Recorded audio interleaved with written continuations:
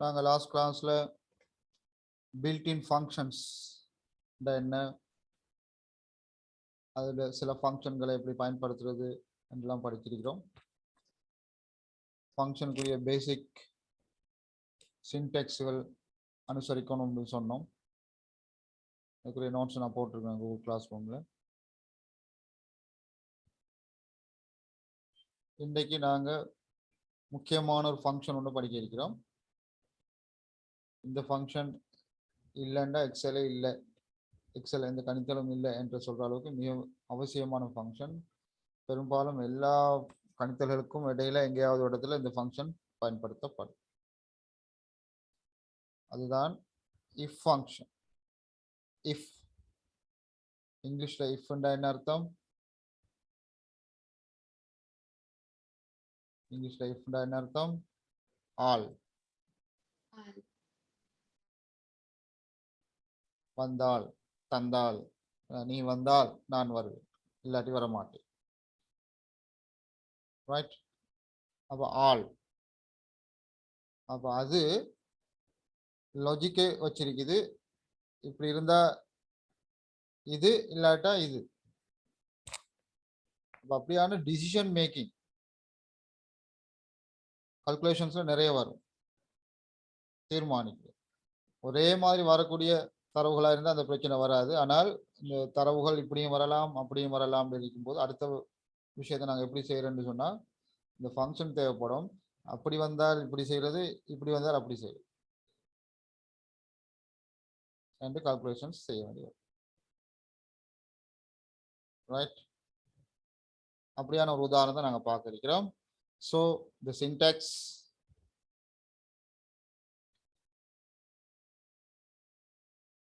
is if open bracket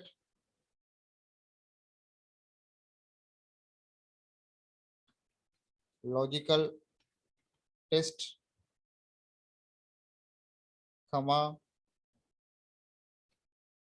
value if true comma value if false. The syntax.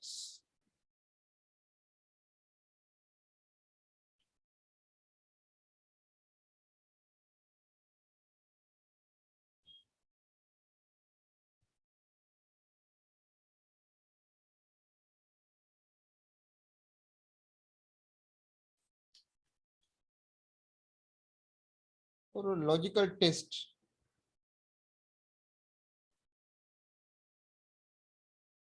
அந்த test success ஆனால் value if true, இல்லாவிட்டால் value if falls. இதான் நாங்கள் சாதாரண நடைமுறையில் உள்ள விஷயம். நீ வந்தால் என்கிறது நிபந்தனை, லாஜிக்கல் டெஸ்ட் நிபந்தனை. வந்தால் நான் வருவேன் என்பது ஒரு விடை, அல்லாவிட்டால் வரமாட்டேன் என்பது இன்னொரு விடை. ரெண்டுல ஒண்ணுதான் நடக்கும். நீ வந்தால் நான் தருவேன், இல்லாவிட்டால் தரமாட்டேன்.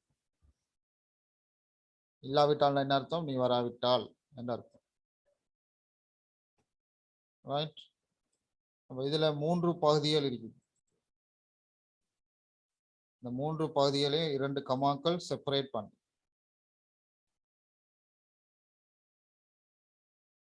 ரைட்? அப்ப இதுதான் சின்டாக்ஸ். நல்லா ஞாபகம் வச்சுக்கொள்ளும்.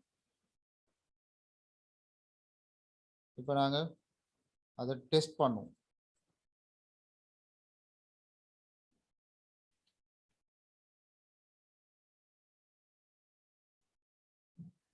நேம்ஸ்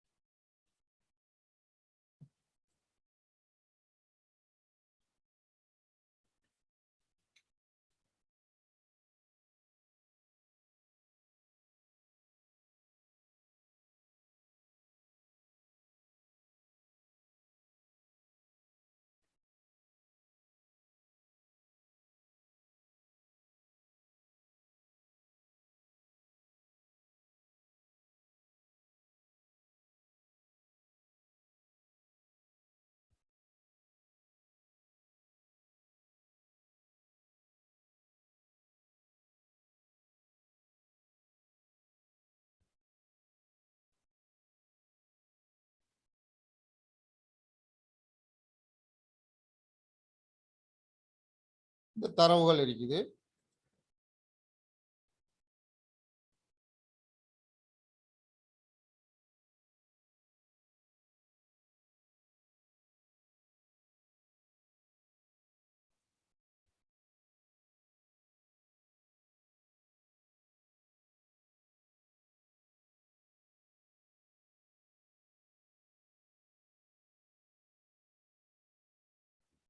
இதெல்லாம் என்ன?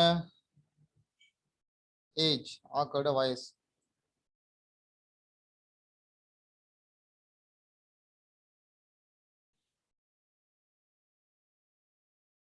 இப்போ நாங்க டைப் பண்ண போறோம் ஸ்டேட்டஸ். என்ன ஸ்டேட்டஸ்?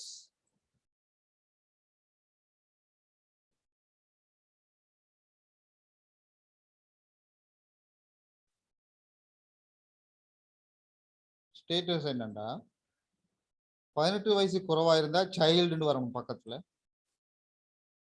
இல்லாவிட்டால் அடல்ட்னு வரும்.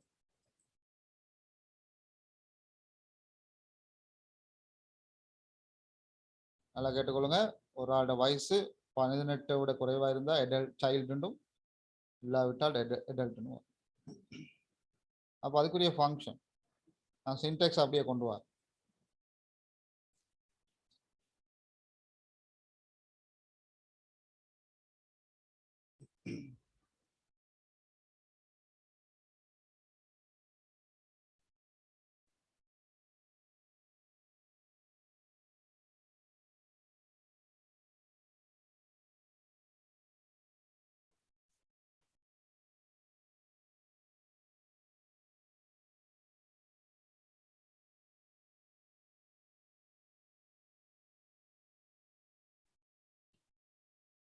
சின்டாக்ஸ் என்ன? சின்டாக்ஸ்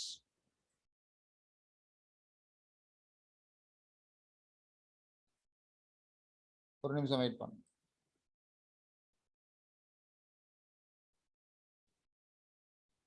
முதல்ல ஈக்குவல் போடும், அதுக்கப்புறம் இஃப் போடும், அதுக்கப்புறம் ஓப்பன் பிராக்கெட் போடும். இப்போ நாங்க முதலாவது நஃபரோட வயசை தான் டெஸ்ட் பண்ணோம். ஏன்னா நாங்கள் ஒன்றுக்கு தான் ஃபங்க்ஷன் உருவாக்குவோம், மற்றதுக்கெல்லாம் காப்பி பண்ணுவோம். காப்பி பண்ணாலும் சரி வர மாதிரி ஃபங்க்ஷன் உருவாக்கும். ஓகே, அப்போ இப்போ முதலாவது இருக்க தர்சிக்காக்கு நாங்கள் ஃபங்க்ஷனை உருவாக்கும். அப்போ தர்சிக்காட ஏஜ் யார்கிட்ட கேட்கலாம்? யார்கிட்ட கேட்கலாம்? சொல்லுங்க பாப்போம் டக்குன்னு. C4 very good, very good. C4 கேட்கலாம். அவர் தான் வச்சிருக்கிறார் தர்சிக்காட ஏஜ். அவர்கிட்ட சொல்றோம் C4 உள்ள வேல்யூ பெறுமதி சிறிது 18. அப்ப இது லாஜிக்கல் டெஸ்ட். நான் முதலாவது கொடுக்குற லாஜிக்கல் டெஸ்ட். அப்படி என்றால் C4 உள்ள பெறுமதி 18 விட குறைவா என்று டெஸ்ட் பண்ணுது. குறைவா, ரைட்? அப்ப அடுத்தது கமா. குறைவாயின் என்ன செய்யணும்டா, இந்த இடத்துல சைல்டு போடணும். நான் கொட்டேஷன் மார்க்ல போடுறேன். கொட்டேஷன் மார்க்கை பத்தி பிறகு இருக்கா நான் சொல்லுவேன். சைல்டுங்கிறது ஒரு சொல்லை நாங்கள் கொட்டேஷன் மார்க்ல தான் கொடுக்கணும், அதுவும் டபுள் கொட்டேஷன்ல தான் கொடுக்கணும். இல்லாவிட்டால் என்பது அடுத்த கமா. அடுத்த கமா தான் சொல்லுது என்னன்னு, இல்லாவிட்டால். முதல் கமா ஆயின், இரண்டாவது கமா இல்லாவிட்டால். இல்லாவிட்டால் என்ன செய்யணும்னா இந்த இடத்தில் அடல்ட் போடணும். இப்ப பிராக்கெட் மூணு திரும்ப சொல்லுவோம். C4 உள்ள பெறுமதி 18 விட குறைவாக இருந்தால் சைல்டு என்றும், அதிகமாக இருந்தால் அடல்ட் என்றும் போடணும். ஏன் நாங்க அப்படி கேட்கணும்? C4 உள்ள பெறுமதி தான் தெரியுது 12, அது 18 குறைவுன்னு தானே தெரியுது. நாங்களே சைல்டுன்னு டைப் பண்ணிடலாமே என்று யாருக்கும் கேள்வி வரலாம். அதுக்கான விட என்ன? இந்த மாதிரி 1000 பேர் இருப்பாங்க கீழே. ஓலாக்களையும் பார்த்து பார்த்து நாங்கள் டைப் பண்ணாமல் இருக்க தான் இந்த வேலை செய்யும். தானாகவே அது என்ன செஞ்சிடும், சைல்டு டேட்டான்னு பார்த்து போட்டு 1000 பேரை நாங்கள் ஓண்டா செக் பண்ணி போட்டுட்டு இந்த மாதிரி எத்தனை காலம்ஸ் இருக்க போகுது செக் பண்றது. இதுல 1000 ரோஸ், அதுக்கு அடுத்த காலம்ல 1000 ரோஸ், திரும்ப அடுத்த காலம்ல 1000 ரோஸ், எல்லாத்தையும் டெஸ்ட் பண்ணி நாங்கள் டைப் பண்ணோம்னா இந்த எக்ஸலும் தேவையில்லை, கம்ப்யூட்டரும் தேவையில்லை. ரைட். அப்போ ஆட்டோமேட்டடா இந்த வேலைகளை செய்யறதுக்கு தான் நாங்கள் இந்த ஃபங்க்ஷனை உருவாக்குறோம். இப்போ நான் என்டர் கீயை ப்ரெஸ் பண்ண போறேன். சைல்டு சரியான விடை வந்து. அப்ப இந்த ஃபங்க்ஷன் அவதானிக்கும் போது ஒரே ஒரு செல் அட்ரஸ் தான் இதுல இருக்குது, C4 ஒரு செல் அட்ரஸ் தான் இருக்கு. ஆகவே காப்பி பண்ணும் போது அந்த C4ங்கிறது மாறிக்கிட்டே போகும். நான் காப்பி பண்ண போறேன், இப்படியே ட்ராக் பண்ணி காப்பி பண்ணேன்.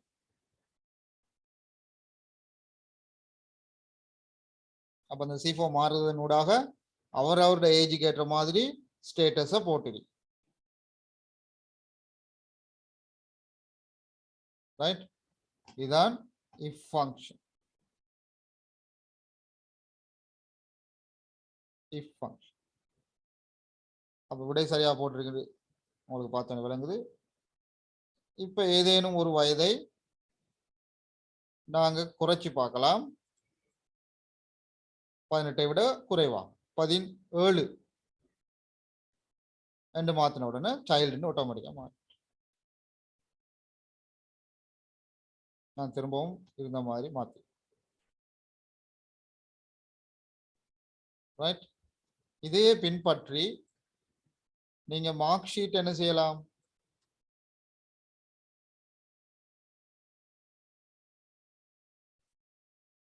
மார்க் ஷீட் நேற்று தந்தேன், செஞ்சு வச்சிருப்பீங்க நம்புறேன்.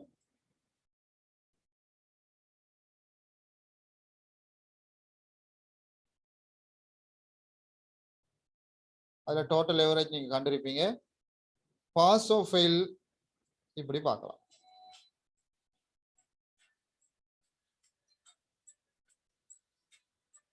ஒரு நிமிஷம்.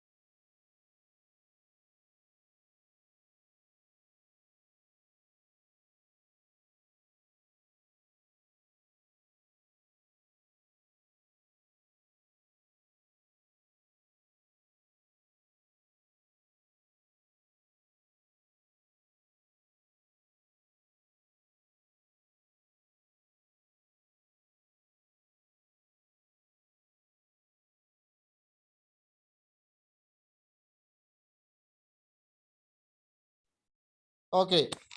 அப்போ நாங்க பாஸ் ஆஃப் ஃபெயில் போட போறோம். எதை வச்சு, எவரேஜை வச்சு.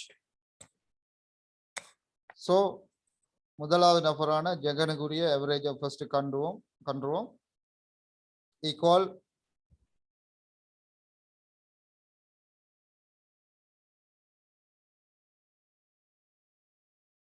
தெரியும் நினைக்கிறேன். ஈக்குவல் average open bracket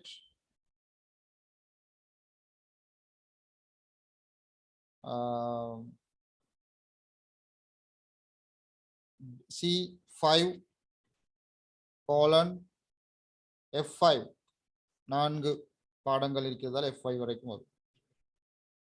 ஒரு 4 பாடங்களையும் கொடுத்த உடனே அதுக்குரிய எவரேஜ் வந்துட்டு, ஸோ நாங்கள் அதை காப்பி பண்ணுறோம். எல்லாருக்கும் எவரேஜ் வந்து சொல்லுங்க. இப்படி செய்யற டைம் H25 க்கு போலைக்குமா சார்? நீங்க செஞ்சு பாத்தீங்களா? ராங் வந்துச்சு ஆன்சர். ராங்கா வந்துச்சு. என்ன சொன்னீங்க? H25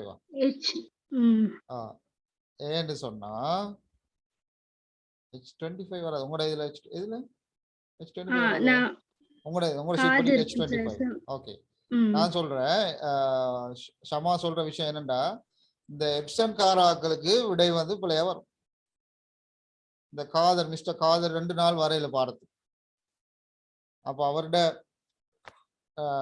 டோட்டல் வந்து 116 அப்படிதானே 116 அப்ப 116க்கு சராசரி கண்டா 58 வராது 4 பாடத்தை 4ஆல பிரிக்கணும் இல்லையா இல்லாட்டி என்ன நடக்கும் எனக்கு கஷ்டமான பாடம் ஷூரா நான் மார்க்ஸ் எடுக்க மாட்டேன்னு நினைக்கிற பாடத்துக்கு நான் எப்சென்ட் ஆகிட்டா ஓகே நான் கிளாஸ்ல ஃபர்ஸ்டா வந்துடுவேன் எனக்கு நல்லா ஏழுமான பாடத்துக்கு போயிட்டு நல்ல மார்க்ஸ் எடுத்து நான் கிளாஸ்ல ஃபர்ஸ்டா வாங்கிடுவேன் இப்படி சிஸ்டம் இருந்தா ரைட் இந்த பிரச்சனை யாருக்கும் வரையிலையா வேற யாருக்கும் வந்தது சார் வந்துச்சு ஓகே அப்ப நாளையும் 2 பாடம் தான் வந்தா 2ஐயும் கூட்டி 4ஆல பிரிக்கணும் ஆனா இங்க வந்து 2ஐயும் கூட்டி 2ஆல பிரிக்கிறீங்க 4 பாடம் அவர் 2 பாடத்துக்கு போக இல்லை ஆகும் 58 அவருக்கு ஃபோல்ஸ் அதாவது பிழையான ஒரு எவரேஜ் ஒன்று வந்துருக்கு ரைட் அப்ப அந்த எவரேஜ் சரியா காண்றதுக்கு எவரேஜ் இருக்கும் இந்த எப்சென்ட் மாதிரி இந்த மாதிரி இருக்குமா இருந்தால் ஒன்று நாங்கள் பூச்சியம் போட்டிக்கணும் எப்சென்ட்டுக்கு அப்படி இல்லாட்டி எப்சென்ட் இருக்குமா இருந்தா அதுக்கு ஒரு ஃபங்க்ஷன் ஒன்று இருக்கு நாங்கள் சாதாரண எவரேஜ் தானே நாங்கள் அன்றைக்கு படித்தோம் இந்த எவரேஜ் காண்றதுக்கு எவரேஜ் ஏன்னு ஒரு ஃபங்க்ஷன் இருக்கு ஒரு ஏ ஒன்று சேர்க்கணும் எவரேஜ் ஏ ரைட் அந்த எவரேஜ் ஏ நீங்க சேர்த்தீங்கடா அந்த ஃபங்க்ஷனை காப்பி பண்ணி விட்டீங்கடா காதருக்கு 29 58 வந்திருந்தது இப்ப 29 உண்மையான எவரேஜ் இப்பதான் வந்திருக்கு அவர் ரொம்ப லோ எவரேஜ் காரணம் அவர் 2 பாடத்துக்கு போகல இதேதான் ஒரு நாள் எப்சென்ட் ஆன ஒரு ஆளும் இருக்கிறார் மஸ்னவி அவருக்கும் எவரேஜ் குறைஞ்சிருக்கும் அப்போது இருந்ததை விட அப்ப இந்த இடத்துக்கு பொருத்தம் எப்சென்ட்கள் வருமா இருந்தால் அதுக்கு பொருத்தம் எவரேஜ் ஏங்கிற ஃபங்க்ஷன் எவரேஜ் ஏ அப்ப அந்த எவரேஜ் என்னத்துக்கு அது வந்து இப்போ உதாரணத்துக்கு கிரிக்கெட் மேட்ச் நடக்குது ஒரு நபருக்கு 6 ஓவர் பால் போட கொடுக்குறாங்க இன்னொரு புது பாய்க்கு 3 ஓவர் தான் போட கொடுக்குறாங்க அப்ப அவர்கிட்ட ரன் ரேட் பாக்குறேன்டா 6 ஓவருக்கு கொடுத்தவர் அவர் எத்தனை ரன்ஸ் கொடுத்துக்கிறாரோ அதை எல்லாத்தையும் கூட்டி 6ஆல பிரிக்கணும் 3 ஓவர் கொடுத்தவருக்கு எல்லாத்தையும் கூட்டி 3ஆல பிரிக்கணும் அப்பதான் சரியான ரன் ரேட் வரும்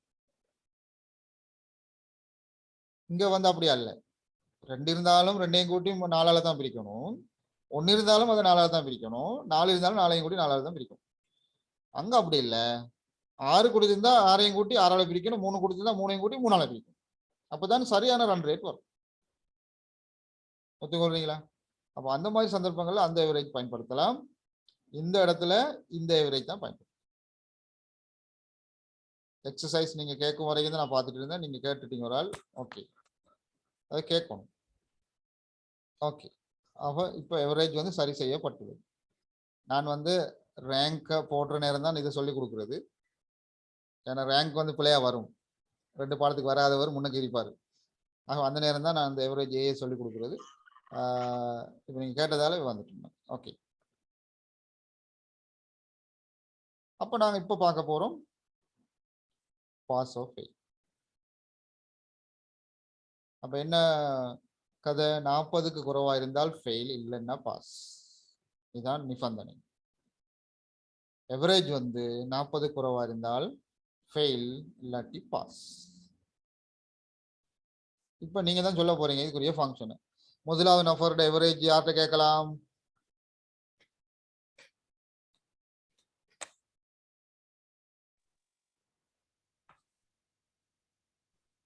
சொல்லுங்க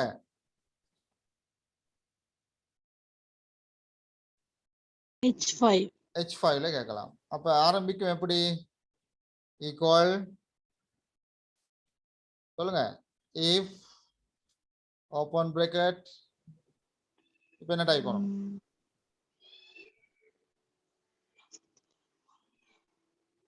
சிம்பிள் ஏஜ் பார்த்த மாதிரியே தான் இதுல என்ன டைப் பண்ணணும்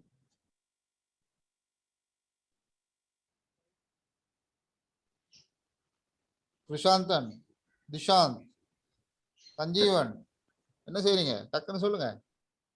H5. H5 அடுத்தது குறியீடு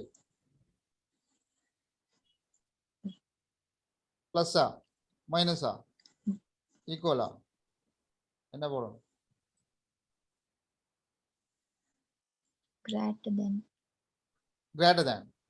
Yes. 40. 40 Comma. comma quotation mark, quotation Pass. mark pass quotation Comma. mark, quotation mark Comma. comma Quotation mark. Fail. quotation mark உங்களுக்கு fail. பிறகு Quotation. Bracket close. close bracket bracket. close பண்ணு. Close bracket. enter பண்ணால் pass ன்னு வந்திருக்கு. Copy பண்ணுவோம் எல்லாருக்கும்.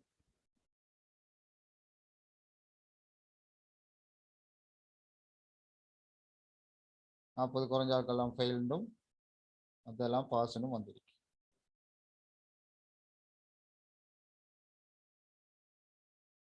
சரியா இது? Right.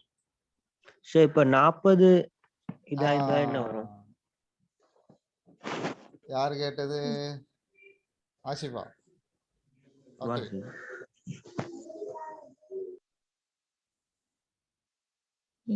Okay. greater than mark ஓட equal போடணுமா? இப்போ நாங்க அந்த ஏஜுக்கு போவோம். இதுக்கு சரி இது ஓகே, இது ஓகேன்னு சொல்லுங்க. இது ஓகே ரைட். ஏஜ் உதாரணத்துக்கு திரும்ப வரும். நீங்க சொன்ன மாதிரி பக்கத்துல டைப் பண்றோம். ஈக்குவல் இஃப் ஓப்பன் பிராக்கெட் C4ல தர்சிகாட வயசு இருக்கு கிரேட்டர் தேன் போடுறேன் 18 போடுறேன் கமா போடுறேன். அப்போ நாங்கள் முதல்ல சைல்டு போட்டோம். இப்போ நாங்கள் முதல்ல அடல்ட் போடணும். காரணம் கிரேட்டர் தேன் மார்க் போட்டிக்கிறது. பக்கத்தில் சைல்டு பிராக்கெட்டை முடியாச்சு. என்டர்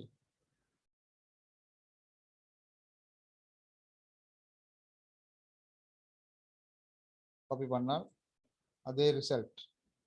சரியா சரியா? E7ல மாறி இருக்கு சார். கிருஷ்ணாஸ் ஏஜ் ஒன்றில் அடல்ட் இருக்குது, ஒன்றோட சைல்டு. மற்ற எல்லாம் அதே மாதிரி தான் இருக்குது. ஒன்றில் அடல்ட் இருக்கு, அடுத்து சைல்டு. அப்ப என்ன காரணம்? நீங்க சொன்ன கதை தான். 40 அல்லது இந்த 18 தான் எங்களோட 18ங்கிறது என்னன்னா அடல்ட் ஏன்னா மேஜர். 18னா மேஜர். நாங்கள் சாதாரணமாக சொல்லிக்கொள்வோம் 18 வயசு தான் மேஜர் ஆகிறதான வயசு. அப்போ 18 குறைவாக இருந்தெல்லாம் சைல்டு, மற்ற எல்லாம் அடல்ட்டுன்னு தான் நாங்கள் சொன்னோம். அப்போ 18ங்கிறது அடல்ட்டு தான் வரணும். ஸ்மாலர் தேன் போட்டால் இந்த பிரச்சனை வராது. 18ம் அடல்ட்டுன்னு தான் வரும். ஆனால் கிரேட்டர் தேன் போடும்போது இந்த பிரச்சனை வரும். அப்போதான் ஒரு ஈக்குவல் போடும். கிரேட்டர் தேன் போடும்போது மட்டும் கவனமாக இருக்கணும். கட்டாயம் ஈக்குவல் போடும். ரைட். ஸ்மாலர் தேன் போட்டால் அது தேவையில்லை. கிரேட்டர் தேன் போட்டால் கட்டாயம் ஈக்குவல் போடும். ஈக்குவலை போட்டு நாங்கள் கிரேட்டர் தேன் ஓ ஈக்குவல் பெரிது அல்லது சமன் என்றைக்கு இப்போ காப்பி பண்ணுவோம். திரும்ப காப்பி பண்ணணுமே, பண்ணாதான் அது சேஞ்ச் வரும். இப்போ 100% ஈக்குவல் ரிசல்ட்ஸ். அப்ப இந்த மார்க் ஷீட்ல இதை செய்யும் போது கிரேட்டர் தேன் போட்டு நீங்க செய்றீங்க, ஈக்குவல் போட மறந்துட்டீங்க. ரிசல்ட் வந்துட்டு ரிசல்ட்டை பார்த்துட்டு ஒரு ஆள் ஃபெயில்னு பார்த்துட்டு தற்கொலையும் பண்ணிட்டாரு. நீங்க பிறகு அடே ஈக்குவல் ஒன்று போட மறந்துட்டேனேன்னு சொல்லி சரி வருமா? அப்போ கவனமா இருக்கணும். அவர் பாஸ் பண்ணுவான்னு ஃபுல்லா நம்பிட்டு இருந்தாரு, 40 மார்க்ஸும் எடுத்துட்டாரு.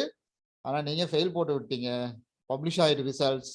அவர் அதை பார்த்துட்டு தற்கொலை பண்ணிட்டாரு. பிறகுதான் டெஸ்ட் பண்ணி பாக்குறீங்க, அடே ஈக்குவல் ஒன்று போட மறந்துட்டுன்னு சரி செய்றீங்க. இப்போ எந்த பிரயோஜனமும் இல்லை. ரைட். ஸோ எப்போதுமே ஸ்மாலர் தேன் போட்டு பழகுங்க. ஏன்னா பாஸ் மார்க்ஸ் எத்தனைன்னு கேட்பாங்க. 40 சொல்லப்படுவது. அப்போ அவர் கஷ்டப்பட்டு படிச்சு 40 எடுக்கிறாரு, ஆனால் நீங்க ஃபெயில போடும். ரைட்.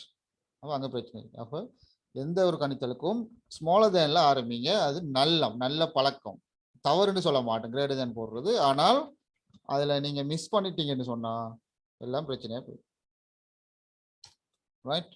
ஆகவே எப்படியுமே நான் அந்த பார்டரை தானே சொல்லுவாங்க 40 தான் பாஸ் மார்க். ஏ எடுக்கணும், எத்தனை எடுக்கணும், 80 எடுத்தா ஏ எடுக்கலாம் என்று சொல்றேன். அர்த்தம் என்ன? அப்போ நாங்கள் 80க்கு ஃபங்க்ஷன் எழுதும் போது ஸ்மாலர் தேன் போட்டு எழுதுனா நல்ல, ஸ்மாலர் தேன் போட்டு 80 போட்டா ஏ இல்லை, மற்ற பி மேல இருந்தா ஏ. இது விளங்குதா இது? ரைட். இப்போ 40 எடுத்திருந்தாலும் அவருக்கும் பாஸ் வரும். இதுல 40 யாரும் இல்லை, 40 தான் இருக்கு. 40 இருந்தாலும் பாஸ் வரும். ஓகே. அப்போ கவனமா இருக்கணும். அந்த கிரேட்டர் தேன் ஸ்மாலர் தேன் மார்க்குகள்ல கவனமா இருக்கணும். ஸ்மாலர் தேன் பாவிக்கிறது சேஃப். கிரேட்டர் தேன் பாவிக்கிறேன்னா விழிப்போடு இருந்து ஈக்குவல் போட்டுரும். சில சந்தர்ப்பங்கள் வரும், இதுக்கு மேல இருந்தால் தான் 50,000க்கு ₹1 கூட பர்ச்சேஸ் பண்ணாதான் உங்களுக்கு இந்த டிஸ்கவுண்ட் அப்படி சொல்லுவாங்க. ரைட். அப்படின்னு சொல்ற இல்லை, அப்படி சொன்னாலும் அப்படிதான். ஆனால் நார்மலாக சொல்லுவாங்க 50,000 பர்ச்சேஸ் பண்ணால் உங்களுக்கு 10% டிஸ்கவுண்ட் தருவோம். அப்போ உங்களோட அந்த ஈக்குவல் போடாமல் விட்டீங்கன்னா 50,000 பண்ணாருக்கும் கிடைக்காது. 50,000 பண்ணா தான் கிடைக்கும். ரைட். அப்போ இந்த ஃபங்க்ஷனை முக்கியமாக நல்லா ப்ராக்டிஸ் பண்ணிடணும். அசஸ்மெண்ட்டில் முக்கியமாக பார்க்குற உண்டு உங்களோட ஃபைனல் அசஸ்மெண்ட் NVQ level 4 அசஸ்மெண்ட்டில் முக்கியமாக தார அவங்களோட ப்ராக்டிக்கல் ஷீட்டில் இஃப் இருக்கும். இஃப்பை நீங்கள் செய்யலைண்டா அதுக்கு மேலே வேறு எதையும் கன்சிடர் பண்ண மாட்டாங்க, உடனே அந்த யூனிட்டை ஃபெயில் போட்டுருவான். இஃப் தெரியாட்டி வேற ஒன்றும் தெரியாது, வேற ஒன்றும் செய்யலை உங்களுக்கு. ரைட். இதில் பெரிய ஒரு வேலையும் இல்லை, 3 பாதி தான் இருக்கு. ஒரு நிபந்தனையை கொடுக்குறது, அது சரியா இருந்தா என்ன, இல்லாட்டி என்ன. இதுதான் நாங்கள் நடைமுறை வாழ்க்கையில் வளமையா செய்யற வேலை தானே, வளமையா பாவிக்கிற வசனம் தானே இது. இப்படி இருந்தா நான் இது பண்ணுவேன் பண்ண மாட்டேன் அப்படின்னு சொல்றது தானே. ஓகே. இந்த சின்டாக்ஸை பார்த்தீங்கன்னா அந்த value if true, value if falls ரெண்டுமே ஸ்கொயர் பிராக்கெட்ல இருக்கு. ஸ்கொயர் பிராக்கெட்ல இருக்கு. காரணம் அது ஆப்ஷனல். கொடுக்காமலும் விடலாம், கொடுக்கவும் மேலும். ரைட். அப்படி கொடுக்காம விட்டா என்ன நடக்கும்? இங்க எழுதுவோம். Equal if open bracket C4 smaller than 18 and bracket மூடிட்டோம்.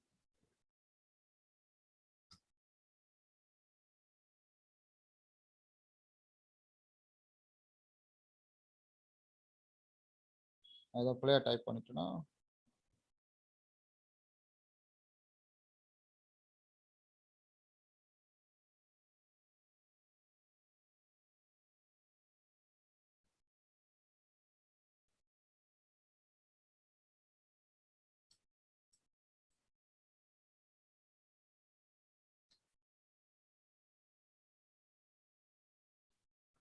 ஒரு நிமிஷம் நீங்க பார்ப்போம்.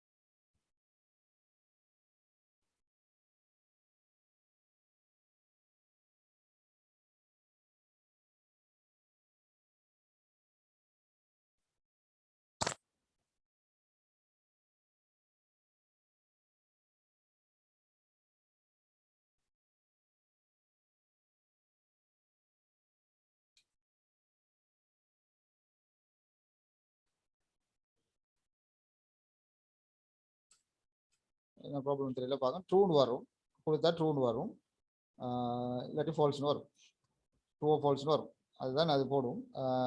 சம்திங் ராங் என்னன்னு பார்க்கணும். ரைட்.